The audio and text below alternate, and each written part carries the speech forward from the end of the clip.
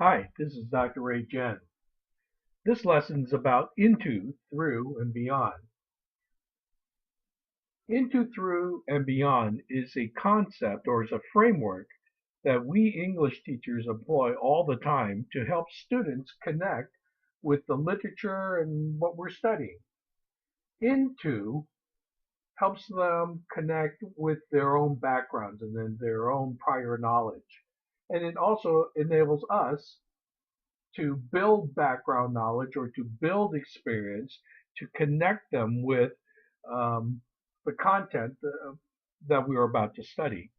Through guides the students through the piece of literature. It helps them come to understanding with vocabulary, concepts, and the understanding of the material itself. Beyond helps them connect, beyond the poem, beyond the novel, beyond what it is that we're studying, and helps them to connect with the world around them and perhaps help them draw connections. So let's use an example. Here is, we are about to um, look at a poem called There Will Come Soft Rains by Sarah Teasdale. Let's I I found on Google these two images here, and here's what I would ask the students. Look at these images. What do you see?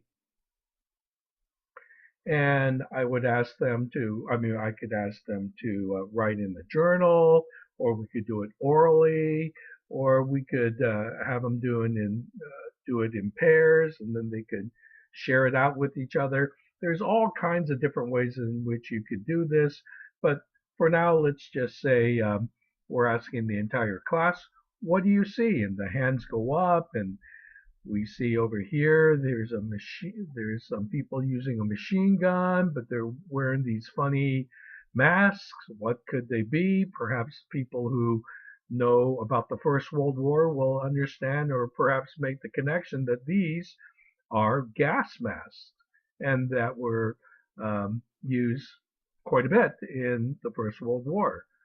What about this photo?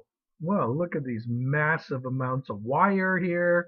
Here are people crouched behind them. It's an instance of trench warfare. Perhaps some of the students will know this. And let's front load some vocabulary here. What is personification? And perhaps a student will know that it is the giving, the attribution of human characteristics to non-humans. Okay, so let's look at here are some through questions that I am posing to help the students understand this poem. So let's read the poem. There Will Come Soft Rain by Sarah Teasdale. There will come soft rain and the smell of the ground and the swallows circling in their shimmering sound, and frogs in the pool singing at night, and wild plum trees in tremulous white. Robins will wear their feathery fire, whistling their whims on a low fence wire. Not one will know of war, not one will care when at last it is done.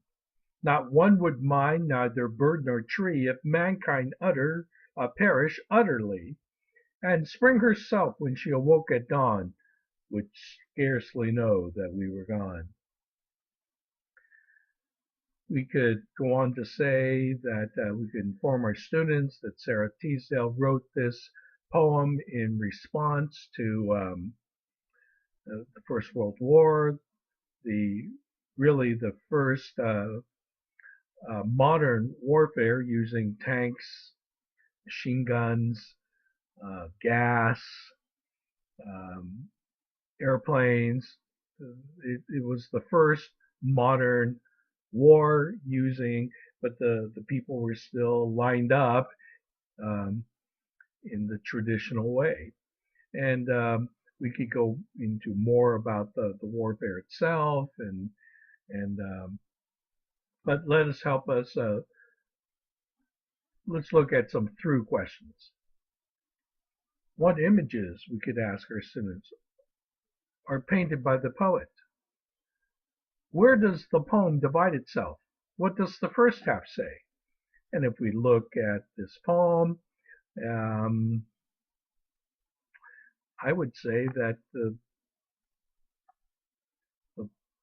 first 5 lines are the first half of the poem, and then the second half follows. And the first half is basically a description of nature. The second half is basically what happens when we fight wars. What is meant by low fence wire here on line 6? Whistling their whims on the low fence wire. And in this transition stanza here, or couplet, robins will wear their feathery fire. That's like frogs in the pool singing at night, wild plum trees, swallows circling, and soft rains. Well, robins, however, are sitting on low fence wire. What is a low fence wire? These are low fence wires here. And we might ask our students, hey, what good is a low fence wire? Don't you want wires to be high to keep people out? And you would talk about the trench warfare. And then find the personification in this poem. Well, there are actually several personifications. Some of the students might want to say the frogs singing is a personification. Perhaps not.